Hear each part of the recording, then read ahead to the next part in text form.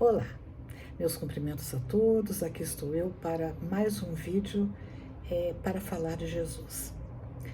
Nós sabemos que o dia 24, 25 são dias que foram convencionados para homenagear o nascimento de Jesus. E eu gostaria aqui de fazer um comentário assim, que muita gente faz, né? Não é novidade para ninguém, que o Natal é o nascimento de Jesus. E muitos de nós até fazemos dívidas para comprar presentes, para presentear os nossos entes queridos. E o que é lícito, o que é bacana, a gente presentear as pessoas que nós amamos. Mas a gente se esquece que o aniversariante do dia é Jesus. E o que ele pediria para a gente se participasse de um amigo secreto, como muitos de nós fazemos? O que ele pediria, que ele gostaria de ganhar? E eu acredito que ele pediria que nós fizéssemos o bem, que nós nos comportássemos de acordo com os seus ensinos. E nós, muitas vezes, queremos coisas, né? Queremos casa bonita, queremos mesa farta, queremos ter saúde, queremos muitos amigos, dinheiro no banco. Nada disso é condenável, a não ser que a gente coloque essas coisas em primeiro plano. Porque olha só, quando nós pensamos em Jesus, lembrando do nascimento dele, a informação que nós temos é que ele nasceu numa manjedoura. O que é a manjedoura? É o lugar onde os animais comem, né? E Jesus, nem por isso ele deixou de ser a criatura mais importante que foi capaz de dividir o mundo em AC e DC, ou seja, antes de Cristo, antes dele e depois dele. Precisamos ter isso em mente porque muitas vezes nós atribuímos valor àquelas pessoas que têm o banco recheado de dinheiro, que têm roupa bonita, que têm joias, posses. Essas pessoas nós achamos que são felizes, inclusive, mas necessariamente não são. Aliás, muitas dessas pessoas têm um vazio interior muito grande, porque elas colocam nas coisas passageiras, temporárias, a felicidade onde a felicidade não está. A verdadeira felicidade, isso pode parecer um lugar comum, mas eu tenho, por experiência própria, conhecimento de pessoas que são muito felizes tendo muito pouco, até tendo saúde precária, mas são felizes. Então, é muito importante que a gente comece, a cada Natal, né, a gente comece a pensar sobre o que realmente tem valor nessa vida. E pensar, inclusive, que o dia de Natal não é o dia 25, 24 de dezembro, são todos os dias do ano. Aliás, só para a gente recordar, esse dia, essa data, foi convencionada para comemorar o Natal, né? E inspirada numa data pagã, numa época pagã, que era o solstício de inverno na Europa. Aqui no Brasil é o solstício de verão. E por que essa época? Porque era nessa época que eram comemoradas as grandes festas pagãs.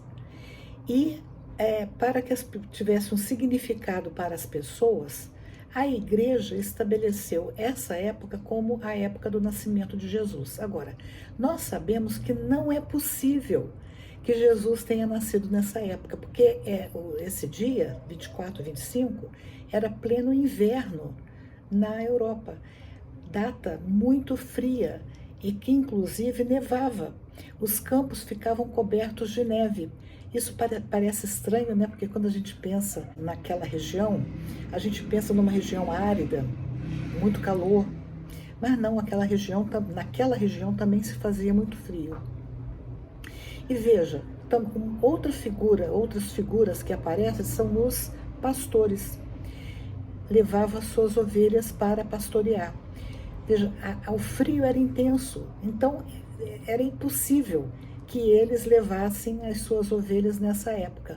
Então, com base nessas informações, hoje a data mais provável do nascimento de Jesus é o mês de março, abril, quando o tempo está mais quente. Agora, pouco importa se Jesus nasceu em março, abril, dezembro, janeiro, fevereiro, não importa. O que importa realmente é que quando ele nasceu trazendo uma mensagem que deve tocar os nossos corações. Muitos de nós na humanidade, a humanidade, não conhecemos Jesus. Alguns nunca ouviram falar de Jesus, mas todos ouviram falar da sua lei de amor. Porque mesmo porque Jesus teve mensageiros, né?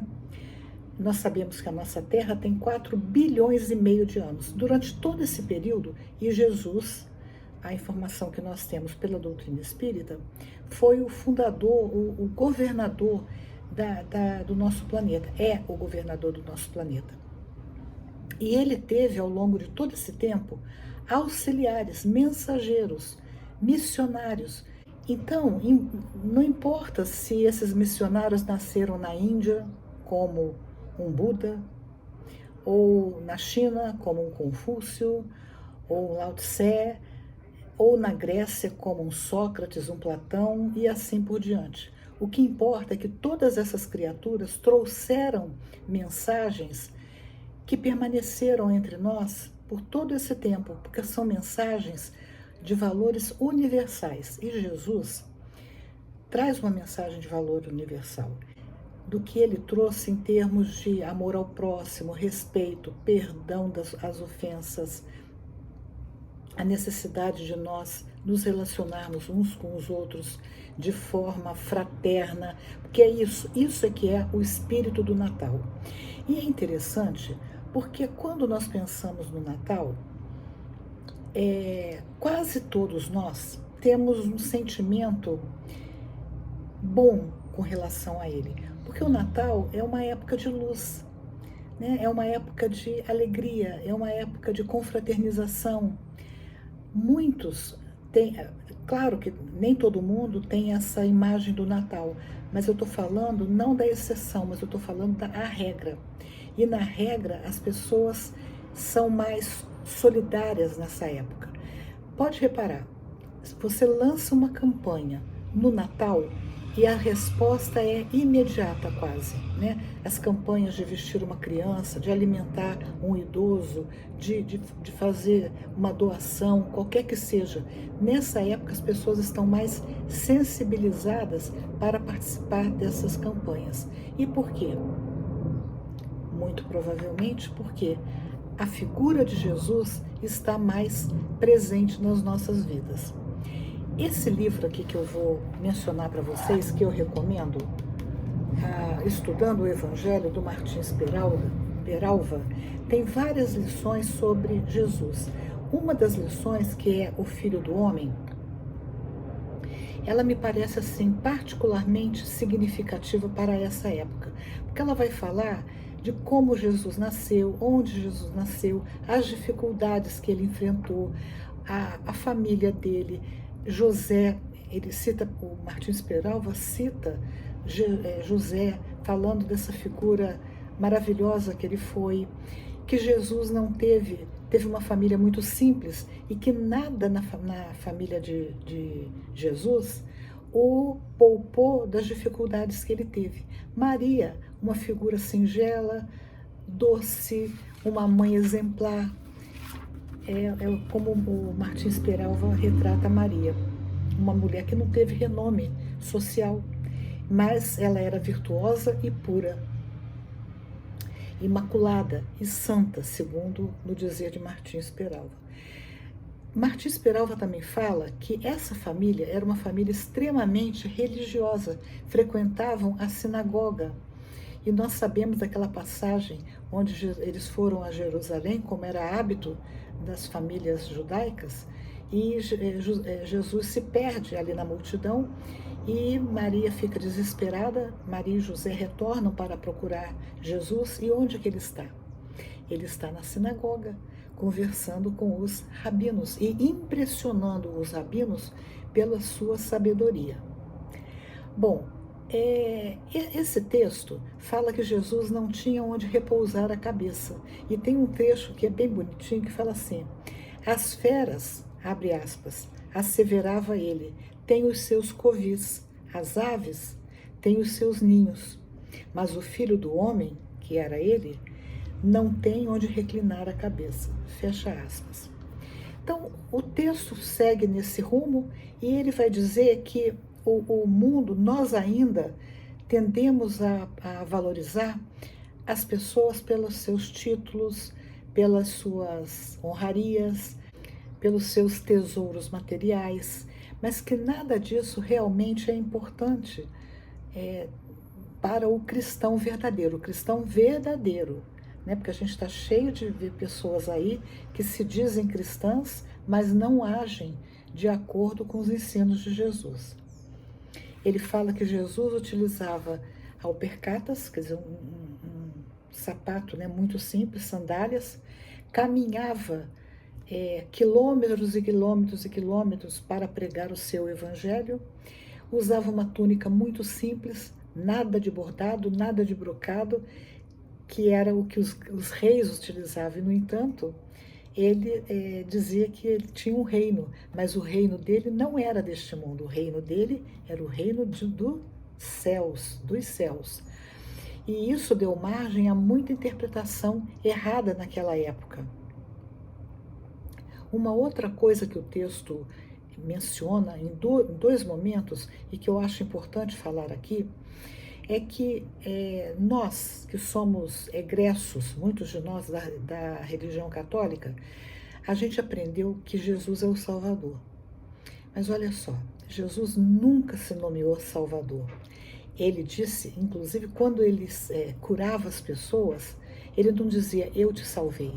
Ele dizia, tua fé te salvou.